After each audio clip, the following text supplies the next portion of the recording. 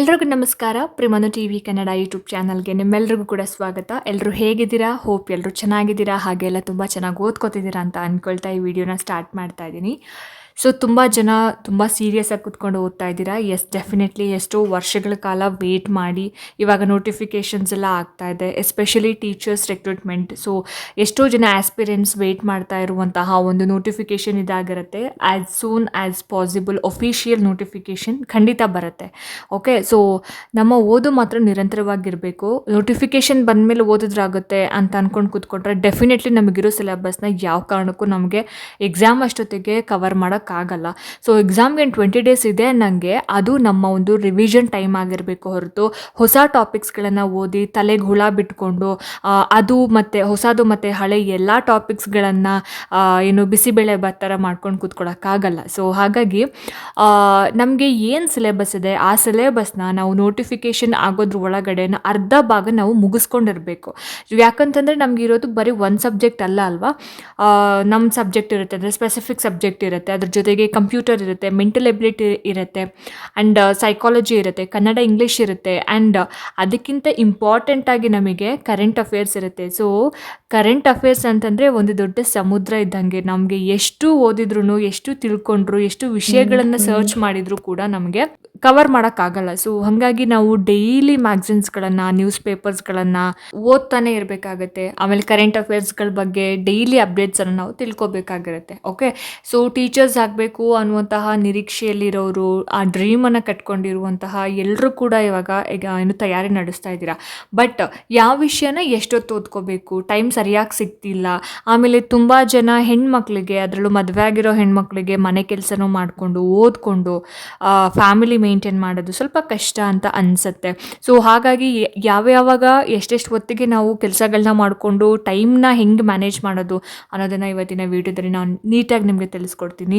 So ಯಾರೆಲ್ಲ video ನೋಡ್ತಾ ಇದ್ದೀರಿ ಎಲ್ಲೂ ಕೂಡ ಸ್ಕಿಪ್ ಮಾಡಿದೆ ಪೂರ್ತಿ ವೀಡಿಯೋನ ನೋಡಿ, ಜೊತೆಗೆ ಸಬ್ಸ್ಕ್ರೈಬ್ ಮಾಡ್ಕೊಂಡು ನೋಡೋದನ್ನ ದಯವಿಟ್ಟು ಮರಿಬೇಡಿ ಅಂತ ಹೇಳ್ತಾ ಜಾಸ್ತಿ ತಡ ಮಾಡೋದು ಬೇಡ, ಬನ್ನಿ ಆದಷ್ಟು ಬೇಗ ಇವತ್ತಿನ ವೀಡಿಯೋನ ಶುರು ಮಾಡ್ತಾ ಹೋಗೋಣ. ಮೊದಲನೇದಾಗಿ ನಾವು ಅಂದ್ಕೊಂಡಿರುವಂತಹ ಗೋಲ್ನ ರೀಚ್ ಮಾಡೋಕ್ಕೆ, ಅಥವಾ ನಾವು ಇಷ್ಟು ಸಿಲೆಬಸ್ ಇದೆ ಇವತ್ತು 4 ಚಾಪ್ಟರ್ನ ಕಂಪ್ಲೀಟ್ ಮಾಡಿ ರಿವಿಷನ್ ಮಾಡಿ ಆಮೇಲೆ ಇನ್ನೊಂದು ಯಾವುದಾದ್ರೂ 2 ಸಬ್ಜೆಕ್ಟ್ನ ಓದ್ಕೋಬೇಕು ಅನ್ನೋ ಥರ ಇದ್ದರೆ ನಾವು ಎಷ್ಟೊತ್ತಿಗೆ ಎದ್ದೇಳಬೇಕು ಅಂತ ಸ್ಟ್ರಾಂಗ್ ಮೈಂಡ್ಸೆಟ್ಟಲ್ಲಿ ಮಲಗಿರ್ತೀವೋ ಅದೇ ಸ್ಟ್ರಾಂಗ್ ಮೈಂಡ್ಸೆಟ್ಟಿಂದ ಎದ್ದೇಳಬೇಕಾಗುತ್ತೆ. ಓಕೆ, ಸೊ ನಾನಿಲ್ಲಿ ಆ್ಯಾವ್ರೇಜ್ ಆಗಿ ಎಷ್ಟು ಗಂಟೆಗೆ ಮಾಮೂಲಿಯಾಗಿ ಎದ್ದೇಳ್ಬೋದು, ಸೊ ಅಲ್ಲಿಂದ ನಾನು ಶುರು ಮಾಡ್ತಿದ್ದೀನಿ. ನೀವು ಅದಕ್ಕಿಂತ ಬೇಗನೆ ನಾನು ಎದ್ದೇಳ್ತೀನಿ ಅಂತಂದರೆ ಅದು ಕೂಡ ತುಂಬ ಒಳ್ಳೆಯ ವಿಚಾರ. ಸೊ ಇಲ್ಲಿ ನಾನು ಬಂದುಬಿಟ್ಟು ಟೈಮ್ ಟೇಬಲ್ ಆ್ಯಂಡ್ ಆ್ಯಕ್ಟಿವಿಟಿ ಯಾವ್ಯಾವ ಟೈಮಲ್ಲಿ ಏನೇನು ಮಾಡಬೇಕು ಅನ್ನೋದನ್ನು. ಸೊ ನೀವು ವೇಕಪ್ ಆ್ಯಂಡ್ ಫ್ರೆಶ್ನ್ ಅಪ್ ಮತ್ತು ಲೈಟ್ ಸ್ಟ್ರೆಚಿಂಗ್ ಅಂತಂದರೆ ನೀವು ಬೆಳಗ್ಗೆ ಎದ್ದು ನೀವು ಫ್ರೆಶ್ ಅಪ್ ಆಗ್ತೀರಾ ಆ್ಯಂಡ್ ಒಂದು ಸ್ವಲ್ಪ ಧ್ಯಾನ ಮಾಡ್ತೀರಾ ಅಥವಾ ಒಂದು ಸ್ವಲ್ಪ ಆ್ಯಕ್ಟಿವಿಟಿ ಮಾಡ್ತೀರಾ. ಅದು ಯಾವಾಗ ಅಂತ ಹೇಳಿದರೆ 5:30 to 6 o'clock. ಓಕೆ, 5:30ಗೆ ನೀವು ಎದ್ದರೆ 6 ಗಂಟೆ ತನಕ ಹಾಫ್ ಆನ್ ಅವರ್ ನೀವೇನು ಮಾಡ್ತೀರಾ, ಎಕ್ಸಸೈಸ್ ಮಾಡಿಕೊಂಡು ಅಥವಾ ನೀರು ಕುಡಿದು ಧ್ಯಾನ ಮಾಡ್ತೀರಾ. ಸೊ ಇದನ್ನೆಲ್ಲ ಮಾಡ್ಬೋದು. ನಾನು 5 ಗಂಟೆಗೆ ಎದ್ದೇಳ್ತೀನಿ ಅಂತಂದರೆ ನಿಮ್ಗೆ ಎಕ್ಸ್ಟ್ರಾ ಹಾಫ್ ಆನ್ ಅವರ್ ನಿಮಗೆ ಸಿಗ್ತಾ ಹೋಗುತ್ತೆ. ಸೊ 4:15ಗೆ ಹೇಳ್ತೀನಿ ಅಂತಂದರೆ ಇನ್ನೂ 1 hour ನಿಮಗೆ ಎಕ್ಸ್ಟ್ರಾ ಸಿಗುತ್ತೆ. So depends on you. Okay, ನೀವು ಎಷ್ಟು ಗಂಟೆಗೆ ಮಲಗ್ತೀರಾ ಆ್ಯಂಡ್ ಎಷ್ಟು ಗಂಟೆಗೆ ಎದ್ದೇಳ್ತೀರಾ. ಮಿನಿಮಮ್ 6 to 7 hours ನಿದ್ದೆ ಬೇಕು. ಸೊ ಹಾಗಾಗಿ ನಿಮ್ಮ ಒಂದು ಕಂಫರ್ಟಬಿಲಿಟಿ, ಸೊ ನಿಮಗೆ ನೀವು ಸ್ಟ್ರಾಂಗ್ ಮೈಂಡ್ ಸೆಟ್ಟಿಂದ ನೀವು ಬೇಗನೆ ಎದ್ದು ಇದೆಲ್ಲ ಆ್ಯಕ್ಟಿವಿಟೀಸ್ ಮಾಡಿದ್ರೆ ಡೆಫಿನೆಟ್ಲಿ ಆಗುತ್ತೆ. ನಿಮಗೆ ಏನು ಹೋಲ್ ಡೇ ನೀವು ಕಂಪ್ಲೀಟಾಗಿ ಯುಟಿಲೈಸ್ ಮಾಡ್ಕೋಬೋದು. ಓಕೆ, ಆ್ಯಂಡ್ ನೆಕ್ಸ್ಟ್ 6 to 6:15 ನೀವು ವಾಕ್ ಮಾಡ್ತೀರಾ, ಇಲ್ಲಾಂತಂದರೆ ನಾನು ವಾಕ್ ಮಾಡಲ್ಲ ಅಂತಂದರೆ ನೀವು ಅದನ್ನು ಕೂಡ ಸ್ಕಿಪ್ ಮಾಡ್ಬೋದು. ಯಾಕಂದರೆ ಈ ಹಾಫ್ ಆನ್ ಅವರ್ ಟೈಮಲ್ಲೇ ನೀವೆಲ್ಲನ ಮುಗಿಸ್ಕೋತೀನಿ ಅಂತಂದರೆ well and good. Next 6:15 to 8:15 ನಿಮಗೆ ಏನು 2 hour ಟೈಮ್ ಸಿಗುತ್ತೆ ಇಲ್ಲಿ. ಓಕೆ, 2 hour ಟೈಮ್ ಸಿಗುತ್ತೆ. ನೀವು 6:15 8:15 ತನಕ ನಿಮಗೆ ಇಷ್ಟವಾಗಿರೋ ಸಬ್ಜೆಕ್ಟು ಅಥವಾ ಆ ಟೈಮಲ್ಲಿ ಮಾರ್ನಿಂಗು ನಮ್ಮ ಮೈಂಡ್ ತುಂಬ ಫ್ರೆಶ್ ಆಗಿರುತ್ತೆ. ನಾವು ಏನೇ ಓದಿದ್ರು ತುಂಬ ಬೇಗ ನಾವು ಮನನ ಮಾಡ್ಕೊತೀವಿ. ಸೊ ಹಾಗಾಗಿ ನಿಮಗೆ ಕಷ್ಟ ಅಂತ ಯಾವ ಸಬ್ಜೆಕ್ಟ್ ಅಂತ ಅನಿಸುತ್ತೆ. ಫಾರ್ ಎಕ್ಸಾಂಪಲ್ ಕೆಲವರಿಗೆ ಸೈಕಾಲಜಿ ಕಷ್ಟ ಇರುತ್ತೆ, ಇಂಗ್ಲೀಷ್ ಕಷ್ಟ ಇರುತ್ತೆ, ಆ್ಯಂಡ್ ಮೆಂಟಲ್ ಎಬಿಲಿಟಿ ಕೂಡ ಕಷ್ಟ ಇರುತ್ತೆ. ಸೊ ಈ 3 ಸಬ್ಜೆಕ್ಟು ಸ್ವಲ್ಪ ಕಷ್ಟದ ಒಂದು ಸಬ್ಜೆಕ್ಟ್. ಸೊ ಈ 3ರಲ್ಲಿ ನಿಮಗೆ ಯಾವುದು ಕಂಫರ್ಟಬಲ್ ಕಂಫರ್ಟೇಬಲ್ ಇದೆ, ನಾನು ಇದ್ರಲ್ಲಿ ಸ್ವಲ್ಪ ವೀಕ್ ಇದ್ದೀನಿ, ಇನ್ನು ನಾನು ಸ್ವಲ್ಪ ಸ್ಟ್ರಾಂಗ್ ಆಗಬೇಕು ಅನ್ನೋ ಥರ ಇದ್ದರೆ ಆ 2 ಅವರನ್ನು ಬೆಳಗ್ಗಿನ 2 ಗಂಟೆಗಳ ಕಾಲವನ್ನು ನೀವು ಆ ಸಬ್ಜೆಕ್ಟ್ಗೆ ನೀವು ಬಳಸ್ಕೋಬೋದು. ಓಕೆ, 6:15 8:15, 6:15 to 8:15 ತನಕ. Okay, and then breakfast time. Okay, so breakfast time ಅಂತ ಅಂದಾಗ ನಿಮಗೆ ಅಟ್ಲೀಸ್ಟ್ ಒಂದು ಹಾಫ್ ಆನ್ ಅವರ್ ಟೈಮ್ ಬೇಕಾಗುತ್ತಲ್ಲ. 8:15 8:15, 8:15 to 8:45 ತನಕ ಹಾಫ್ ಆನ್ ಅವರ್ ನಿಮಗೆ ಏನು ಬ್ರೇಕ್ ಸಿಗುತ್ತೆ, ಏನು ಬ್ರೇಕ್ಫಾಸ್ಟ್ ಬ್ರೇಕ್ ನೀವು ತೊಗೋಬೋದು. ಓಕೆ, ಸೊ ಇಲ್ಲಿ ಸ್ಟಡಿ ಅವರ್ ಎಷ್ಟಾಯಿತು, 2 ಅವರ್ ಸ್ಟಡಿ ಆಯಿತು. ಅದಾದಮೇಲೆ ನಿಮಗೆ ಬ್ರೇಕು. ಅದಾದಮೇಲೆ ನಿಮಗೆ short break study session 8:45 to 11:45, 11:15, 8:15 11:15 ತನಕ ನಿಮಗೆ ಎಷ್ಟು ಅವರ್ ಸಿಗುತ್ತೆ, 2.5 ಅವರ್ಸ್ ಸಿಗುತ್ತೆ. ಓಕೆ, ಸೊ ಆ ಟೈಮಲ್ಲಿ ನಿಮಗೆ ಸೋಷಿಯಲ್ ಸ್ಟಡೀಸು ಅಥವಾ ನಿಮ್ಮ ಫೇವ್ರೆಟ್ ಸಬ್ಜೆಕ್ಟ್ಸ್ ಯಾವ್ಯಾವ್ದಿದೆ ನೀವು ಅದನ್ನು ನೀವು ಓದ್ಕೋಬೋದು. ಆಯಿತಾ, 2.5 ಗಂಟೆಗಳ ಕಾಲ ಆಯಿತು. ಅದಾದಮೇಲೆ 11:15 11:30 ತನಕ ಒಂದು ಶಾರ್ಟ್ ಬ್ರೇಕ್ ತೊಗೊಳ್ಳಿ. ಟೀ ಕುಡಿಬೇಕಂತ ಅನಿಸುತ್ತಾ, ಸ್ವಲ್ಪ ನಿದ್ದೆ ಬರೋ ಥರ ಆಗುತ್ತಾ, ಓಕೆ ಫೈನ್, ನೀವು 15 ನಿಮಿಷಗಳ ಕಾಲ ನೀವು ಶಾರ್ಟ್ ಬ್ರೇಕ್ ಅಂತ ತೊಗೋಬೋದು. ಆಯಿತಾ, ಆ್ಯಂಡ್ ದೆನ್ 11:30 to 1:30 ಇಲ್ಲಿ ಕೂಡ ನಿಮಗೆ 2 ಅವರ್ಸ್ ಟೈಮ್ ಸಿಗುತ್ತೆ. ಆಯಿತಾ, 11:30 1:30 ತನಕ ಅದು ಕೂಡ ನಿಮಗೆ ಸ್ಟಡಿ ಸೆಷನ್ ಆಗಿರುತ್ತೆ. ಆವಾಗ ನೀವು ಸೈನ್ಸ್ ಆಗಿರ್ಬೋದು ಅಥವಾ ಬೇರೆ ಬೇರೆ ಸಬ್ಜೆಕ್ಟ್ ರಿವಿಷನ್ ಮಾಡೋದು ಅಥವಾ ಬರವಣಿಗೆ ಇರೋದ್ರಿಂದ ನೀವು ಬರವಣಿಗೆಯಿಂದ ಕೂಡ ನೀವು ಪ್ರಾಕ್ಟೀಸ್ ಮಾಡ್ಬೋದು. ಸೊ ಈ 2 ಅವರ್ನ ನೀವು ಅದಕ್ಕೆ ಯುಟಿಲೈಸ್ ಮಾಡ್ಕೋತೀರಾ. ಅದಾದಮೇಲೆ 1:30 to 2:15 ತನಕ ನಿಮಗೆ ಲಂಚ್ ಬ್ರೇಕ್ ಇರುತ್ತೆ. ಓಕೆ, ಎಷ್ಟು 45 ಮಿನಿಟ್ಸ್ ನಿಮಗೆ ಲಂಚ್ ಬ್ರೇಕ್ ಇರುತ್ತೆ.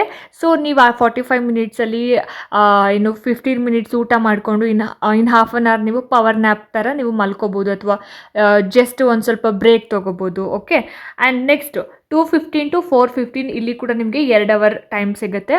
ನೀವು ಆ ಟೈಮಲ್ಲಿ ನಿಮ್ಗೆ ಇಷ್ಟವಾಗಿರೋಂಥ ಸಬ್ಜೆಕ್ಟ್ನ ನೀವು ಓದ್ಕೋಬೋದು. ಓಕೆ, ಅದಾದಮೇಲೆ ನೆಕ್ಸ್ಟ್ ನೋಡಿ, ಇಲ್ಲಿ 4:15 4:30 ತನಕ ನಿಮಗೆ ಸ್ನ್ಯಾಕ್ ಬ್ರೇಕ್ ಇರ್ಬೋದು. ಸ್ನ್ಯಾಕ್ ಬ್ರೇಕ್ ಅಂತ ತೊಗೊಳ್ಳಿ. ಓಕೆ, ಟೀ ಬ್ರೇಕ್ ಆಗಿರ್ಬೋದು, ಸ್ನ್ಯಾಕ್ ಬ್ರೇಕ್ ಆಗಿರ್ಬೋದು. ಇಲ್ಲ ನಾನು ಟೀ ಕಾಫಿ ಕುಡಿಯೋಲ್ಲ ಅಂತಂದರೆ ಒಂದು ಸ್ವಲ್ಪ ಹೊತ್ತು ವಾಕ್ ಮಾಡಿ, ವಾರ್ಮ್ ಅಪ್ ಆಗುತ್ತೆ, ಒಂದು ಸ್ವಲ್ಪ ಮೈಂಡ್ ರಿಲ್ಯಾಕ್ಸ್ ಮಾಡ್ಕೊಳ್ಳಿ. ಆಯಿತಾ, ಸೊ 15 ಮಿನಿಟ್ಸು ನಿಮಗೆ ಬ್ರೇಕ್ ಇರುತ್ತೆ. ಬ್ರೇಕ್ ತೊಗೊಳ್ಳಿ ನಿಮಗೆ ಬೇಕು ಅಂತಂದರೆ. ಓಕೆ, ಆಮೇಲೆ ಕಂಟಿನ್ಯೂಸ್ ಆಗಿ ಓದೋಕ್ಕೂ ಆಗಲ್ಲ. ತುಂಬ ಜನ ಓದ್ತಾರೆ 5 hours 6 hours ಕುತ್ಕೊಂಡು ಓದ್ತಾರೆ. ಬಟ್ ಆ ಥರ ಮಾಡೋಕ್ಕೆ ಹೋಗಬೇಡಿ. ಒಂದು 2 ಅವರ್ ಆದಮೇಲೆ ಒಂದು 5-10 ನಿಮಿಷ ವಾಕ್ ಮಾಡಿ, ಇಲ್ಲ ಯಾರ ಜೊತೆನಾದರೂ ಮಾತಾಡಿ, ನೀವು ಫ್ರೆಂಡ್ಸ್ ಜೊತೆ ಡಿಸ್ಕಸ್ ಮಾಡಿ ನೀವು ಓದಿರೋದನ್ನು. ಸೊ ಕಂಟಿನ್ಯೂಸ್ ಆಗಿ ಹಾಗೇ ಕೂತ್ಕೊಂಡು ಓದ್ತೀನಿ ಅಂತಂದ್ರೂ ಅದು ಕೂಡ ತುಂಬ ಜನ ಓದ್ತಾರೆ, ಬಟ್ ಕೆಲವ್ರಿಗೆ ಆಗಲ್ಲ. ಸೊ ಅವಾಗವಾಗ ಬ್ರೇಕ್ ತೊಗೋತಾ ಇರಬೇಕಾಗುತ್ತೆ. ಆಯಿತಾ, ಅದಾದಮೇಲೆ ನೆಕ್ಸ್ಟ್ ನೋಡಿ, 4:15 6:30 ತನಕ ಸ್ಟಡಿ ಸೆಷನ್ ಇರುತ್ತೆ. ಎಷ್ಟು, 2 ಅವರ್. ಓಕೆ, ಸೊ ಆವಾಗ ಆಮೇಲೆ evening time and morning time ಏನಿದೆಯಲ್ಲ ಅದೊಂದು ಸ್ವಲ್ಪ ಫ್ರೆಶ್ ಅಂತ ಅನಿಸುತ್ತೆ. ಆಮೇಲಿಂದ ಆ ಟೈಮಲ್ಲಿ ನೀವು ಏನೇ ಓದಿದ್ರು ಬೇಗ ಅದನ್ನು ಅರ್ಥ ಮಾಡ್ಕೊಳ್ಳುವಂತಹ ಕೆಪಾಸಿಟಿ ಇರುತ್ತೆ. ಸೊ ಮೆಂಟಲ್ ಎಬಿಲಿಟಿ ಈವ್ನಿಂಗ್ ಮಾಡ್ಬೋದು, ಈವ್ನಿಂಗ್ ಕೂಡ ಮಾಡ್ಬೋದು ಅಥವಾ ಅರ್ಲಿ ಮಾರ್ನಿಂಗ್ ಕೂಡ ಮಾಡ್ಬೋದು. ಓಕೆ, ಮೆಂಟಲ್ ಎಬಿಲಿಟಿ, ಸೈಕಾಲಜಿ ಈ ಥರ ಟಫೆಸ್ಟ್ ಸಬ್ಜೆಕ್ಟ್ಸ್ಗಳು ಏನೇನಿದಾವಲ್ಲ ಅದನ್ನು ನೀವು ಸಂಜೆ ಅಥವಾ ಮಾರ್ನಿಂಗ್ ನೀವು ಇಟ್ಕೋಬೋದು. ಆಯಿತಾ, ಸೊ ಇಲ್ಲಿ 2 ಅವರ್ ಆಯಿತು. ನೆಕ್ಸ್ಟು 6:30 to 7 o'clock ಏನಿದೆಯಲ್ಲ ಈವ್ನಿಂಗ್ ಬ್ರೇಕ್. ಸೊ ಆವಾಗಲೂ ಒಂದು ಹಾಫ್ ಆನ್ ಅವರ್ ಬ್ರೇಕ್ ತೊಗೊಳ್ಳಿ. ಅಥವಾ ಆವಾಗಲೂ ನೀವು ಟೀ ಕುಡಿಬೇಕು ಅಂತ ಅನ್ಸುತ್ತೆ, ಟೀ ಕುಡಿರಿ. ಯಾಕಂದರೆ ಓದೋ ಟೈಮಲ್ಲಿ ಒಂದು ಸ್ವಲ್ಪ ನಮಗೆ ನಿದ್ದೆ ಬರೋ ಥರ ಆಗುತ್ತೆ, ಟಯರ್ಡ್ ಆಗುತ್ತೆ. ಸೊ ಅವಾಗ ನಮಗೆ ಸ್ವಲ್ಪ ರಿಲ್ಯಾಕ್ಸ್ ಬೇಕು, ವಾರ್ಮ್ ಅಪ್ ಬೇಕು. ಸೊ ಹಾಗಾಗಿ ನಿಮಗೆ ಟೀ ಕಾಫಿ ಅಭ್ಯಾಸ ಇತ್ತು ಅಂದರೆ ಟೀ ಕಾಫಿ ಕುಡೀರಿ. ಓಕೆನಾ, ಅದಾದಮೇಲೆ 7 to 8 o'clock ನೀವು ಏನು ಓದಿದ್ದೀರಾ ಅಲ್ವಾ ಅದನ್ನು ನೀವು ರಿವಿಷನ್ ಮಾಡ್ಕೊಳ್ಳಿ. ಓಕೆ, ಅದು ಎಷ್ಟಾಯಿತು, 1 ಅವರ್ ಆಯಿತು. 1 ಅವರ್ ನೀವು ರಿವಿಷನ್ ಟೈಮ್, ನೀವು ಎಷ್ಟು ಓದಿದ್ದೀರಾ ಅದನ್ನು, ಅಥವಾ ನೀವು ಕೀ ಪಾಯಿಂಟ್ಸ್ ಮಾಡ್ಕೊಂಡಿದ್ರೆ ಆ ಕೀ ಪಾಯಿಂಟ್ಸ್ಗಳನ್ನು ನೀಟಾಗಿ ನೀವು ಒಂದ್ಸಲ ಕಣ್ಣಾಡಿಸ್ಕೊಳ್ಳಿ. ಆವಾಗ ನೀವು ಏನು ಓದಿದ್ದೀರಾ ಅದು ನಿಮ್ಗೆ ಮರ್ತು ಹೋಗಲ್ಲ. ಸೊ ಅದನ್ನು ಓದಿರೋದನ್ನು ಹಾಗೆ ಅರ್ಥ ಮಾಡ್ಕೊಂಡು ಮಲ್ಕೊಂಡ್ರೆ ನೆಕ್ಸ್ಟ್ ಡೇ ಮತ್ತೆ ಅದನ್ನು ತೆಗೆದು ಓದಿ. ಓಕೆ, ನೆನ್ನೆ ನಾನು ಇದಿಷ್ಟು ಓದಿದೆ, ಓಕೆ ಅದಾಯಿತು. ನೆಕ್ಸ್ಟು ಅದರ ಮುಂದುವರೆದ ಭಾಗವನ್ನು ನಾವು ಓದ್ಕೊಳ್ಳೋಣ. ಸೊ ಈ ಥರ ಡೈಲಿ ನೀವು ಏನೇನು ಓದಿರ್ತೀರ ಅದನ್ನು ಸುಮ್ಮನೆ ಆದರೂ ಪುಟ ತಿರುಗಿಸಿ ಅದ್ರ ಮೇಲೆ ಕಣ್ಣಾಡಿಸ್ತಾ ಇರಬೇಕು. ಓಕೆ, ಇದನ್ನು ಓದಿದ್ದೀನಿ ಅಂದ್ಬಿಟ್ಟು 2 days ಬಿಟ್ಟು ಮತ್ತೆ ಅದನ್ನು ಓದಿದ್ರೆ ಡೆಫಿನೆಟ್ಲಿ ಮರ್ತೋಗುತ್ತೆ. ಆಯಿತಾ, ಸೊ ಅದಕ್ಕೋಸ್ಕರ ಡೈಲಿ ರಿವಿಷನ್ ಇಂಪಾರ್ಟೆಂಟ್ ಆಗುತ್ತೆ. ಆಮೇಲೆ ನೀವು MCQs ಪ್ರಾಕ್ಟೀಸ್ ಮಾಡಬೇಕಾಗುತ್ತೆ. ಅದು ಒಂದು 8 ರಿಂದ 9 ಗಂಟೆ ಅಂತಂದರೆ ಅದು 1 ಅವರ್ ನೀವು MCQs ಪ್ರಾಕ್ಟೀಸ್ ಮಾಡಬೇಕಾಗುತ್ತೆ. ಟಾಪಿಕ್ಸ್ ಅಂದರೆ ನೀವೇನು ಓದಿರ್ತೀರಲ್ವ ಆ ಟಾಪಿಕ್ಕಿಗೆ ಸಂಬಂಧಪಟ್ಟ ಹಾಗೆ ಮಲ್ಟಿಪಲ್ ಚಾಯ್ಸ್ ಕ್ವೆಶನ್ಸ್ನ ನೀವೇ ಫ್ರೇಮ್ ಮಾಡಿಕೊಂಡ್ರೂ ಪರವಾಗಿಲ್ಲ, ಅಥವಾ ಯಾವುದಾದ್ರೂ ಒಂದು ಕ್ವಿಜ್ನ ನೀವು ಅಟೆಂಡ್ ಮಾಡಿದ್ರೂ ಪರವಾಗಿಲ್ಲ. ಒಟ್ಟಿನಲ್ಲಿ ನೀವು MCQsನ ನೀವು ಅಟೆಂಡ್ ಮಾಡಬೇಕಾಗುತ್ತೆ. ಅದಾದಮೇಲೆ 9 to 9:30 ತನಕ ಡಿನ್ನರ್ ಬ್ರೇಕ್ ಇರುತ್ತೆ. ನೀವು 10 ಗಂಟೆಗೆ ಊಟ ಮಾಡೋದಿದ್ರೆ 10ರಿಂದ 10:30 ತೊಗೊಳ್ಳಿ, ಅಥವಾ 9:30 ಟು 10 ತೊಗೊಳ್ಳಿ, ಅಥವಾ 9 ಟು 9:30 ತೊಗೊಳ್ಳಿ, ನಿಮಗೆ ಹೆಂಗೆ ಅನುಕೂಲ ಆಗುತ್ತೋ ಹಾಗೆ. ಸೊ ಆಮೇಲೆ 9:30 ಟು 10 ನಿಮಗೆ ನೆಕ್ಸ್ಟ್ ಡೇಗೆ ಏನು ಓದಬೇಕು, ಓಕೆ, ನೆಕ್ಸ್ಟ್ ಡೇಗೆ ನಾನು ಇಷ್ಟು ಸಿಲೆಬಸ್ನ ನಾನು ಕವರ್ ಮಾಡಬೇಕು, ಇವತ್ತು ಇಷ್ಟು ಸಬ್ಜೆಕ್ಟ್ನ ಇಷ್ಟು ವಿಷಯಗಳನ್ನ ಮುಗಿಸಿದ್ದೀನಿ. ಸೊ ನೆಕ್ಸ್ಟು ಯಾವ ಟಾಪಿಕ್ಸ್ನ ಓದಬೇಕು, ಯಾವ ಸಬ್ಜೆಕ್ಟ್ನ ಓದಬೇಕು ಅನ್ನೋದನ್ನು ನೀವು ರೆಡಿ ಮಾಡ್ಕೊಳ್ಳಿ. ಆಮೇಲೆ 10 ನೀವು ಮಲ್ಕೊಳ್ಳಿ. ಸೊ ಎಷ್ಟು ಅವರ್ ಸ್ಟಡಿ ಮಾಡ್ದಂಗೆ ಆಯಿತು ಇವತ್ತು, ಅಂದರೆ ಒಂದು ದಿನಕ್ಕೆ ಎಷ್ಟು ಅವರ್ ಸ್ಟಡಿ ಮಾಡ್ದಂಗೆ ಆಯಿತು? 2.2.5, 4.5, 6.5, 8.5, 10.5, 11.5, 11 ಅವರ್ ನೀವು ಓದಂಗೆ ಆಗುತ್ತೆ ಒಂದು ದಿನಕ್ಕೆ. ಅಂದರೆ ಈ ಟೈಮ್ ಟೇಬಲ್ ಪ್ರಕಾರ ನೀವು ಓದ್ಕೋತಾ ಹೋದರೆ ಒಂದು ದಿನಕ್ಕೆ ನೀವು 11 ಗಂಟೆಗಳ ಕಾಲ ನೀವು ಓದಿದ ಹಾಗೆ ಆಗುತ್ತೆ. ಸೊ 11 ಗಂಟೆಗಳ ಕಾಲ ಓದ್ಬಿಟ್ರೆ ನೀವು ರ್ಯಾಂಕ್ ಬಂದುಬಿಡ್ತೀರ ನೀವು ಲಿಟ್ರಲಿ. ಸೊ ಮಿನಿಮಮ್ ಅಂತಂದ್ರೂ ನಾವು ಒಂದು ದಿನಕ್ಕೆ 4ರಿಂದ 5 ಅವರ್, ಇಲ್ಲಾಂತಂದರೆ 5ರಿಂದ 6 ಅವರ್ ಓದ್ಕೋಬೇಕು ಅಂತ ಅನ್ಕೊತೀವಿ. ಬಟ್ ಈ ಟೈಮ್ ಟೇಬಲ್ ಪ್ರಕಾರ ನಿಮಗೆ 11 ಅವರ್ ಸಿಗುತ್ತೆ. ಡೈಲಿ ನೀವು ಇದೇ ರುಟೀನ್ನ ನೀವು ಮಾಡ್ಕೊತಾ ಬಂದರೆ ಅದು ನಿಮಗೆ ಅಭ್ಯಾಸ ಆಗೋಗ್ಬಿಡುತ್ತೆ. ಸೊ ನಮಗೆ ಇವಾಗ ನಾವು ಓದೋದಕ್ಕೆ ಕೂತ್ಕೊಂಡ್ರೆ, ಇವತ್ತಿನ ದಿನದಿಂದ ಓದೋದಕ್ಕೆ ಕೂತ್ಕೊಂಡ್ರೆ ನಮಗೆ ನೋಟಿಫಿಕೇಷನ್ ಆಗಿ ಎಕ್ಸಾಮ್ ಬರೋಷ್ಟೊಳಗಡೆ ನಮಗೆ ಮಿನಿಮಮ್ 3 ತಿಂಗಳು ಟೈಮ್ ಸಿಗುತ್ತೆ. 3 ತಿಂಗಳಲ್ಲಿ ನಾವು ಆರಾಮಾಗಿ ಎಲ್ಲ ಸಬ್ಜೆಕ್ಟ್ಗಳನ್ನು, ಎಲ್ಲ ಟಾಪಿಕ್ಸ್ಗಳನ್ನು ಕವರ್ ಮಾಡ್ಕೋಬೋದು. ಓಕೆ, ಸೊ ಸ್ಟಾರ್ಟಿಂಗು ನಿಮ್ಮದೇ ಸಬ್ಜೆಕ್ಟಿಂದ ನೀವು ಶುರು ಮಾಡಿ. ನಿಮ್ಮದು ಸ್ಪೆಸಿಫಿಕ್ ಸಬ್ಜೆಕ್ಟ್ ಯಾವುದಿದೆ, ಪೇಪರ್ 2 ಯಾವುದಿದೆ, ಓಕೆ, ಇವಾಗ ನಂದು ಸೋಷಿಯಲ್ ಸ್ಟಡೀಸ್ ಇದೆ ಅಂತ ಅಂದ್ಕೊಳ್ಳಿ, ಅದನ್ನು ಕುತ್ಕೊಂಡು ಓದ್ಕೊಳ್ಳಿ, ಆಯಿತಾ. ಸೊ 6ನೇ ಕ್ಲಾಸಿಂದ ಫಸ್ಟು 10ನೇ ಕ್ಲಾಸ್ ತನಕ ಎಲ್ಲ ಒಂದ್ಸಲ ಓದಿ. ಮಿನಿಮಮ್ ಅಂತಂದ್ರೆ ನಿಮಗೆ ಪಕ್ಕ ತರುವಾಗಬೇಕು ಅಂದರೆ 10 to 12 times, 10 to 15 times revision ಇಂಪಾರ್ಟೆಂಟಾಗಿ ಬೇಕೇ ಬೇಕಾಗುತ್ತೆ, ಆಯಿತಾ. ಅದರಲ್ಲೂ ಟೆಕ್ಸ್ಟ್ ಬುಕ್ಸ್ಗಳನ್ನ ನೀವು ಒಂದ್ಸಲ ರೀಡ್ ಮಾಡಿ. ಆಮೇಲೆ ಓದ್ತಾ ಆ ಟಾಪಿಕ್ಸ್ ನಿಮ್ಮ ಮೈಂಡಲ್ಲಿ ಹಾಗೆ ರಿಜಿಸ್ಟರ್ ಆಗಬೇಕು. ಸೊ ಅಷ್ಟು ನೀವು ಪಕ್ಕ ಆಗಿರಬೇಕು ನಿಮ್ಮ ಸಬ್ಜೆಕ್ಟಲ್ಲಿ. ನಿಮ್ಮ ಸಬ್ಜೆಕ್ಟಲ್ಲಿ ಪಕ್ಕ ಆದಮೇಲೆ ಅವರು ಹೆಂಗೆ ತಿರುಗಿಸಿ ಮುರುಗಿಸಿ ಯಾವ ಥರ ಕ್ವೆಶನ್ಸ್ ಕೇಳಿದ್ರು ನಿಮ್ಗೆ ಆನ್ಸರ್ ಮಾಡೋದಕ್ಕೆ ನಾನು ಎಲಿಜಿಬಲ್ ಇದ್ದೀನಿ, ನನ್ನ ಸಬ್ಜೆಕ್ಟಲ್ಲಿ ಯಾವ ಥರ ಕ್ವೆಶನ್ಸನ್ನು ಬೇಕಾದರೂ ಟ್ವಿಸ್ಟ್ ಮಾಡಿ ಕೇಳಿದ್ರು ನಾನು ಆನ್ಸರ್ ಮಾಡೋದಕ್ಕೆ ಎಲಿಜಿಬಲ್ ಇದ್ದೀನಿ ಅಂತ ಅನ್ನುವಾಗ ನೀವು ಬೇರೆ ಸಬ್ಜೆಕ್ಟ್ಗಳ ಕಡೆ ಕಾನ್ಸಂಟ್ರೇಷನ್ ಮಾಡಿ. ಹಾಗಂತ ಬರೀ ನಿಮ್ಮದೇ ಸಬ್ಜೆಕ್ಟ್ನ ಕುತ್ಕೊಂಡು ಓದ್ಕೊಳ್ಳಿ, ಬೇರೆ ಸಬ್ಜೆಕ್ಟ್ನ ಆ ದಿನ ಓದಬೇಡಿ ಅಂತ ಹೇಳಲ್ಲ. ಬಟ್ ಇಂಪಾರ್ಟೆಂಟಾಗಿ ನಿಮ್ಮ ಸಬ್ಜೆಕ್ಟ್ನ ಓದ್ಕೊಳ್ಳಿ. ಅದಾದಮೇಲೆ ಒಂದು 2 to 3 hours ಅಥವಾ 3 to 4, 11 ಅವರ್ಸಲ್ಲಿ 5 hours ನಿಮ್ಮ ಸಬ್ಜೆಕ್ಟ್ನ ಓದ್ಕೊಂಡ್ರೆ ಇನ್ನೂ 6 ಅವರ್ಸಲ್ಲಿ ಬೇರೆ ಸಬ್ಜೆಕ್ಟ್ಗಳ ಕಡೆನೂ ನೀವು ಕಾನ್ಸಂಟ್ರೇಟ್ ಮಾಡಿ. ಓಕೆ, ಕಂಪ್ಯೂಟರ್ ಓದ್ಕೊಳ್ಳಿ, ಸೈಕಾಲಜಿ ಓದ್ಕೊಳ್ಳಿ, ಮೆಂಟಲ್ ಎಬಿಲಿಟಿ ಓದ್ಕೊಳ್ಳಿ, ಎಲ್ಲ 1 ಅವರ್. ಬಟ್ ನಿಮ್ಮ ಸಬ್ಜೆಕ್ಟ್ನ ನೀವು ಮರೆಯೋ ಹಾಗಿಲ್ಲ, ಆಯಿತಾ. ಸೊ ನಿಮ್ಮ ಸಬ್ಜೆಕ್ಟಲ್ಲಿ ಆಲ್ರೆಡಿ ನೀವು ಪಕ್ಕ ಇದ್ದೀರಿ ಅಂತಂದರೆ ಬೇರೆ ಸಬ್ಜೆಕ್ಟ್ಗಳ ಕಡೆ ಕಾನ್ಸಂಟ್ರೇಷನ್ ಮಾಡಿ. ಸೊ ಎಲ್ಲರೂ ಕೂಡ ಮ್ಯಾಥ್ಸ್ ಆಗಿರ್ಬೋದು, ಸೈನ್ಸ್ ಆಗಿರ್ಬೋದು, ಸೋಷಿಯಲ್ ಸ್ಟಡೀಸ್ ಆಗಿರ್ಬೋದು, ಗೌರ್ಮೆಂಟ್ ಟೆಕ್ಸ್ಟ್ ಬುಕ್ಸ್ಗಳ ಕಡೆಗೆ ಜಾಸ್ತಿ ಒತ್ತನ್ನು ಕೊಡಿ.